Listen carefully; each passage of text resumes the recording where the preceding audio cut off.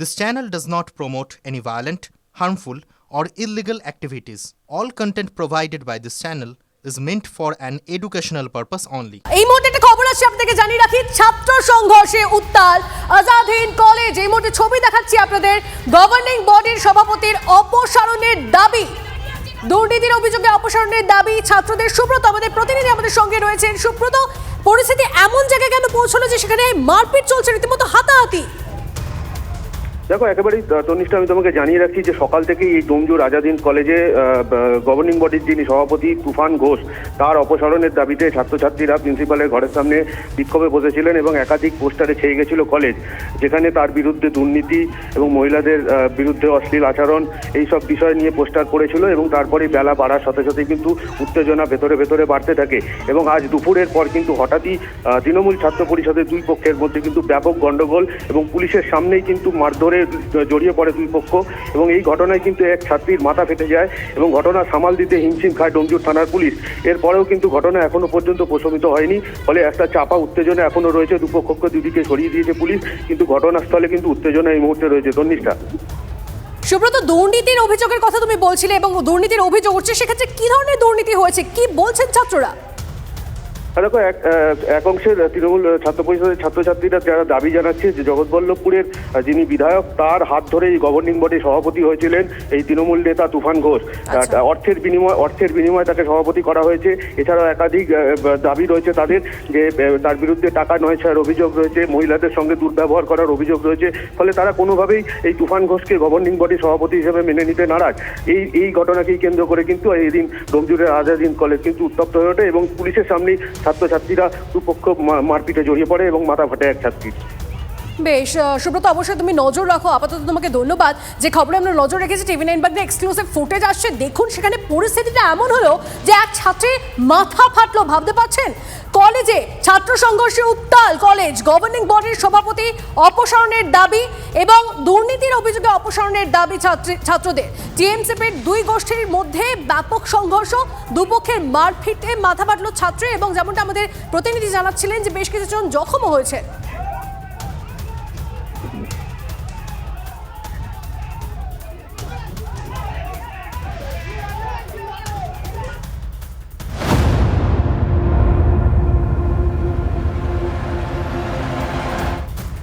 এবার চলুন RG Kar medical college হাসপাতাল, সেখানে নজর রাখা যাক। কারণ সেখানে আপনারা জানেন একটা চাঞ্চল্যকর ঘটনা, এক মহিলা চিকিৎসক পড়ুয়ার রহস্য মৃত্যু। আজ সকালে হাসপাতালের সেমিনার হলে উদ্ধার হয় পোস্ট গ্রাজুয়েট দ্বিতীয় বর্ষের চিকিৎসক পড়ুয়ার দেহ। ধর্ষণ করে খুনের অভিযোগ তুলে এক্স মাধ্যমে সরব পশ্চিমবঙ্গের বিজেপির সহসভা পর্যবেক্ষক অমিত মালব্য। সেমিনার হলে সংজ্ঞাহীন অবস্থায় উদ্ধার করা হয় চিকিৎসক পড়ুয়াকে। এখনো ধর্ষণ অথবা খুনের কোনো প্রমাণ মেলেনি দাবি পুলিশের। নাইট ডিউটি ছিলেন চেস্ট মেডিসিন বিভাগের ওই চিকিৎসক পড়ুয়া। আরজিকরে চিকিৎসক পড়ুয়ার রহস্য মৃত্যু। মৃত চিকিৎসক পড়ুয়ার পরিবারের সঙ্গে কথা বলেছেন মুখ্যমন্ত্রী। পড়ুয়া মৃত্যুর ঘটনায় যথাযথ তদন্তের আশ্বাস মুখ্যমন্ত্রীর।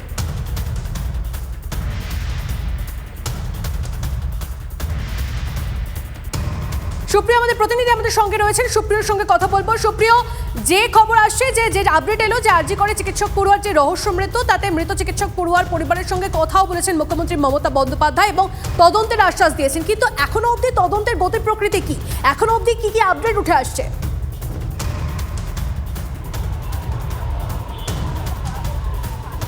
দেখো, কিছু সময় আগেই এই যে মৃত ছাত্রী চিকিৎসক পড়ুয়া, তার পরিবারকে ফোন করেছিলেন মুখ্যমন্ত্রী মমতা বন্দ্যোপাধ্যায় এবং সেক্ষেত্রে আমরা যেটা জানতে পারছি যে মুখ্যমন্ত্রী ফোন করে যখন মৃত ছাত্রীর পরিবারের সঙ্গে কথা বলেছেন, তাদেরকে যথাযথ তদন্তের আশ্বাস দিয়েছেন, পুলিশের উপর ভরসা রাখার জন্য বলেছেন এবং এই ঘটনার সঙ্গে যদি কেউ বা কারা জড়িত থাকে সেক্ষেত্রে দোষীদের দৃষ্টান্তমূলক বা যথাযথ শাস্তির ব্যবস্থা করা হবে, সেই বিষয়ে কিন্তু আশ্বস্ত করেছেন। এবং মুখ্যমন্ত্রীর এই আশ্বাসে আশ্বস্ত মৃত ছাত্রীর পরিবারের সদস্যরা, এমনটাও কিন্তু তারা জানাচ্ছেন। তবে তুমি যে বিষয়টা জানতে চাইছিলে যে তদন্তের গতি প্রকৃতি এখন কোন দিকে, দেখো, ইতিমধ্যেই কলকাতা পুলিশের হোমিসাইড শাখার আধিকারিক থেকে শুরু করে ফরেন্সিক এক্সপার্ট তারা এই আরজিকর হাসপাতালে এসে পৌঁছেছেন এবং যেটা আমরা জানতে পারছি কিছু সময় আগেই কিন্তু যে জায়গাতে ওই মৃত ছাত্রীর দেহ ছিল সেখান থেকে দেহ ময়নাতদন্তের জন্য নিয়ে যাওয়া হয়েছে এবং আর কিছু সময়ের মধ্যেই ময়নাতদন্তের প্রক্রিয়া শুরু হবে, এমনটাও কিন্তু আমরা সূত্র মারফত জানতে পারছি।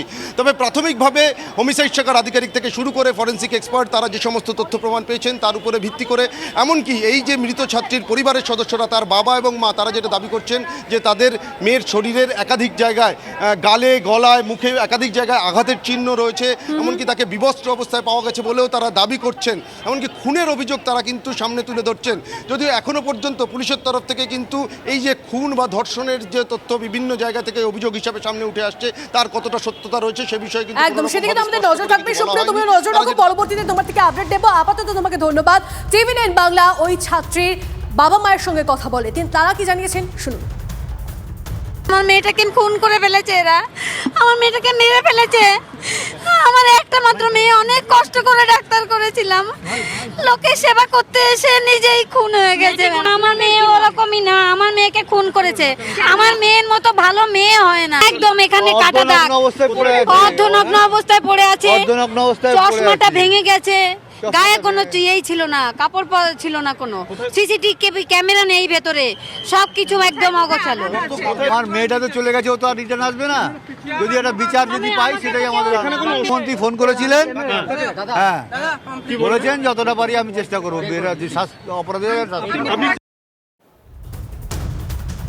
চিকিৎসক পড়ুয়া তার মৃত্যু হয়ে গেল এবং সেই মৃত্যু ঘিরে বিক্ষোভে উত্তাল আরজিকর, ভিতরে বাইরে তীব্র প্রতিবাদ। একদিকে কর্মবিরতি পড়ুয়া চিকিৎসকদের, অন্যদিকে দফায় দফায় সেখানে বিক্ষোভ। হাসপাতাল চত্বরে বিক্ষোভে এআইডিএসও, গেটের বাইরে তীব্র বিক্ষোভ বিজেপির বিক্ষোভকারীরা হাসপাতাল চত্বরে ঢোকার চেষ্টা করলে তাদের গেটেই আটকে দেওয়া হয় বলে খবর।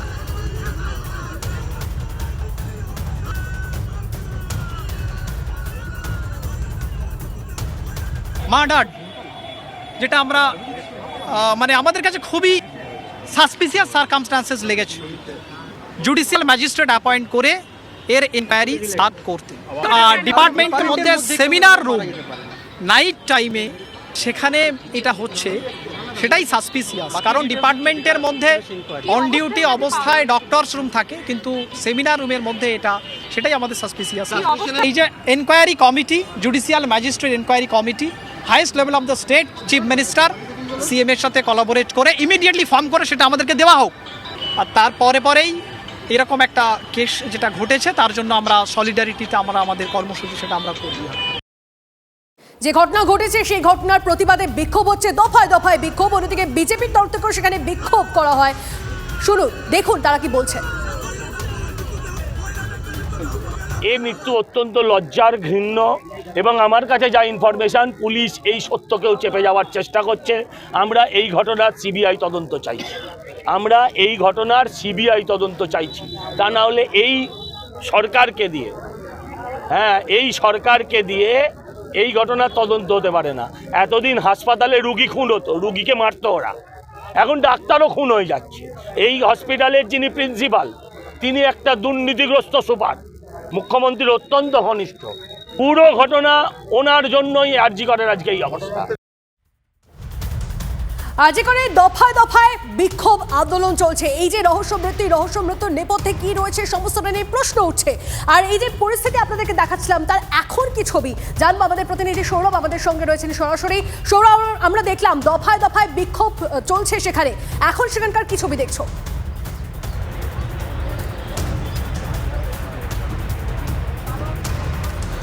তন্নিষ্ঠা, দেখো যে প্রশ্নটি বারবার উঠে এসছে যে এই যে মহিলা চিকিৎসক পড়ুয়া, তার ঠিক কি হয়েছে, কি কারণে তার নিথর দেহ উদ্ধার হলো, সেই প্রশ্নের দাবিকে সামনে রেখে বিক্ষোভ করছিলেন তার সহপাঠীরা। এবং আমরা যেটা জানতে পারছি যে শিয়ালদা কোর্টের ম্যাজিস্ট্রেট তিনি এসছেন তাদের দাবি মেনে, এবং তারপরেই দেহ সেমিনার কক্ষ থেকে এখানে মর্গে আনা হয়েছে।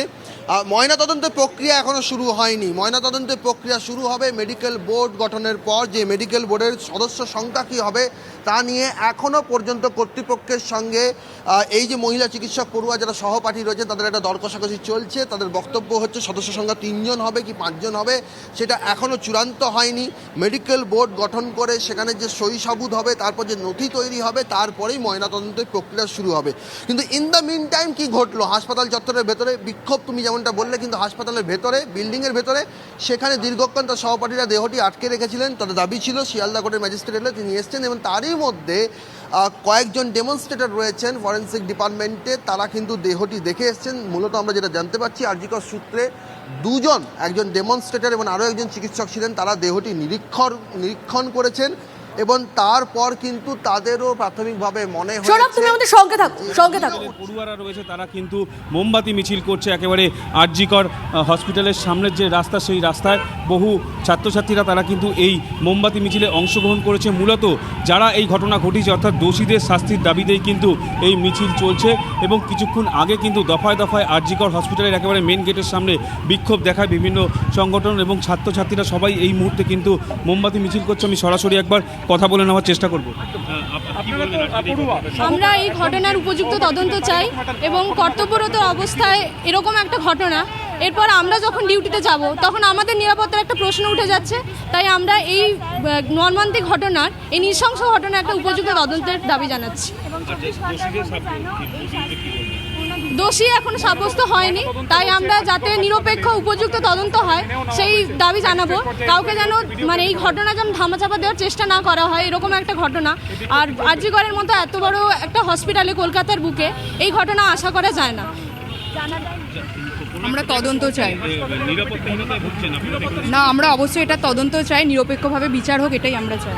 অর্থাৎ ছাত্রছাত্রীদের যেটা বক্তব্য, তারা কিন্তু নিরপেক্ষ তদন্তের দাবি করছে, কারণ এরা সবাই কিন্তু পড়ুয়া এবং এই আরজিকর হসপিটালে এরা কর্তব্যরত এবং নিরাপত্তাহীনতায় ভুগছে এবং সেই নিরাপত্তার দিক থেকেই কিন্তু আজকে যে ঘটনা ঘটলো সেই ঘটনার বিরুদ্ধে কিন্তু এই কথা বলবো আরো একবার যে এই ছবি আপনাদেরকে দেখালাম, সেখানে আপনাদের দেখাচ্ছি যে মোমবাতি মিছিল চলছে। এর পাশাপাশি সৌরভ, আমাদের অপর প্রতিনিধির সঙ্গে কথা বলবো। সৌরভ, আমরা দেখলাম যে মোমবাতি মিছিল চলছে এবং সেখানকার যারা পড়ুয়ারা রয়েছেন তারা নিরাপত্তাহীনতায় ভুগছেন স্বাভাবিকভাবেই, কিন্তু আরো একটা বিষয় জানতে ইচ্ছে করছে যে সেখান থেকে কি কোনো সিসিটিভি ফুটেজ এখন অবধি উদ্ধার করতে পারেনি পুলিশ?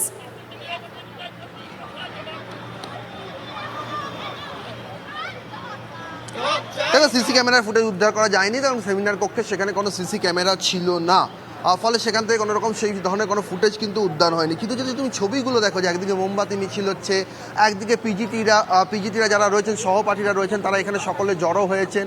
আমরা যদি এই ঘরের ভেতরের ছবিটা একবার দেখাতে পারি, দরজাটা খুলে, তাহলে দেখতে পাবো যে এখানে ভেতরেও তাদের জিবি চলছে, যেটা এখানে সাধারণত মেডিকেল যে চিকিৎসা বিজ্ঞানের যারা পড়ুয়ার মেডিকেলের যারা ছাত্রছাত্রী রয়েছেন তারা করে থাকেন, এখনও তাদের জিবি চলছে। তুমি দেখতে পাচ্ছ এখানে ভিতরে যারা চিকিৎসক পড়ুয়া রয়েছেন, তারা বিভিন্ন বর্ষের মেডিকেল চিকিৎসক পড়ুয়ারা তারা এখানে ভেতরে তারা আলোচনা করছেন, জিবি করছেন যে ঠিক কি পরিস্থিতিতে এই ঘটনা ঘটেছে এবং তাদের পরবর্তী কর্মসূচি কি হবে। মোমবাতি মিছিল হচ্ছে, কর্মবিরতি, আংশিক কর্মবিরতি চলছে, সব মিলিয়ে যে এই যে ঘটনাগুলো ঘটছে সকাল থেকে, তার থেকেই চিকিৎসকদের একাংশ বলছেন যে একটা ঘটনার সারবত্তা রয়েছে। সেই কারণেই একযোগে সমস্ত স্তরের চিকিৎসক পড়ুয়ারা তারা এক কাট্টা হয়েছেন। যে কথাটা বলছেন যে দীর্ঘক্ষণ দেহ পড়েছিল, তার মধ্যে ফরেন্সিক মেডিসিনের এখানকার যে ডেমনস্ট্রেটর রয়েছে, সঠিক তদন্ত হোক সেটাই সকলে চাইছেন, আমরাও চাইছি। অবশ্যই আমাদের এদিকে নজর থাকবে। আপাতত আমাকে ধন্যবাদ সৌরভ। আরজিকরে আংশিক কর্মবিরতির যে প্রভাব পড়ল রোগী পরিষেবায়, জরুরি বিভাগ থেকে ভর্তি না নিয়ে রোগী ফেরানোর অভিযোগ। মহিলা চিকিৎসকের রহস্য মৃত্যু ঘিরে ক্ষুব্ধ চিকিৎসক পড়ুয়ারা। নাইট ডিউটি বয়কট করার আশঙ্কায় ভুগছে রোগী পরিবার। খিঁচুনির কারণে জরুরি বিভাগে আনা হয়েছিল গণেশ ওরাওকে, তাকে চিকিৎসা না করেই ফিরিয়ে দেওয়া হয়েছে। শ্বাসকষ্টের উপসর্গ নিয়ে এসেছিলেন অশোক দত্ত, ফিরিয়ে দেওয়া হয়েছে তাঁকেও।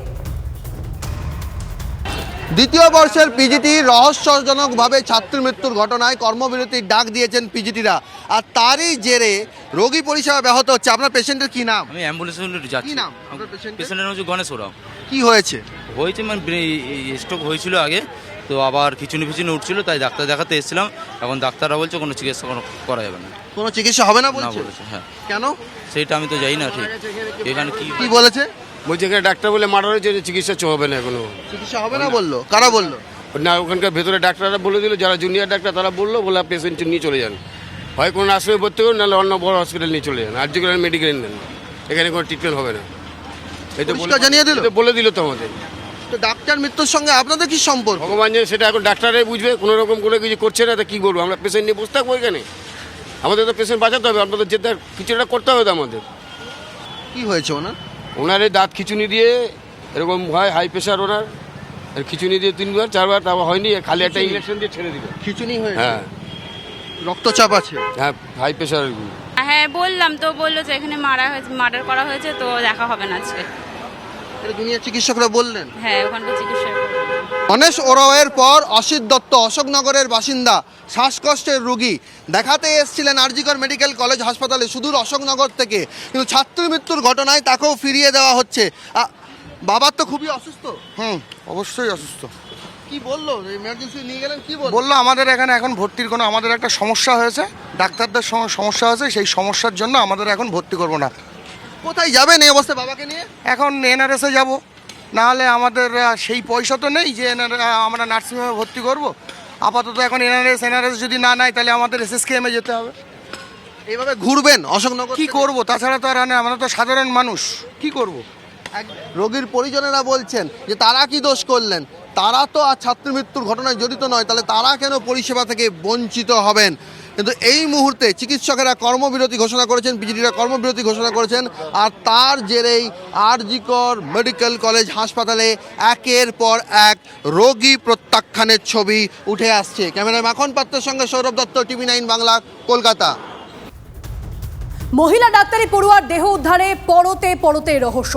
সূত্রের খবর, হাসপাতালের সেমিনার রুমে কোনো সিসি ক্যামেরা নেই, তবে লনে সিসি ক্যামেরা রয়েছে। সেই সিসি ক্যামেরা খতিয়ে দেখে আদৌ কি কিছু উদ্ধার করা গেল জানাবেন আমাদের প্রতিনিধি সুশোভন, আমাদের সঙ্গে রয়েছেন সরাসরি। সুশোভন,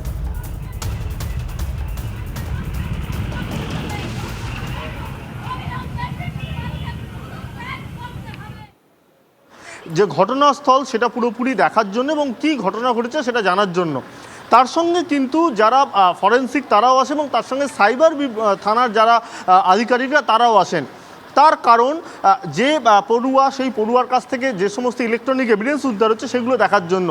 কিন্তু এত দেখতে হচ্ছে কেন, তার একটাই কারণ, যে ফ্লোর অর্থাৎ যে থার্ড ফ্লোর, সেই থার্ড ফ্লোরে একেবারে চেস্ট মেডিসিনের যে এন্ট্রান্স, সেখানে একখানা সিসি ক্যামেরা রয়েছে, কিন্তু যে সেমিনার হল অর্থাৎ যে ঘটনাস্থল সেখানে কোনো সিসি ক্যামেরা নেই। তাই পুলিশের কিন্তু এখানে সমস্যা হচ্ছে। এই জায়গায় দাঁড়িয়ে যেটা পুলিশ মনে করছে যে ইতিমধ্যেই গতকাল রাত্রে সেই পড়ুয়ার সঙ্গে যারা যারা ডিউটি করেছিল, অন ডিউটি স্টাফ ছিল, তার কারণ তুমি জানো যে এই পড়ুয়া যখন অন ডিউটি স্টাফ ছিল তখন এই ঘটনা ঘটেছে। আমাদের নজর থাকবে সুশোভন সেদিকে। আপাতত তোমাকে ধন্যবাদ।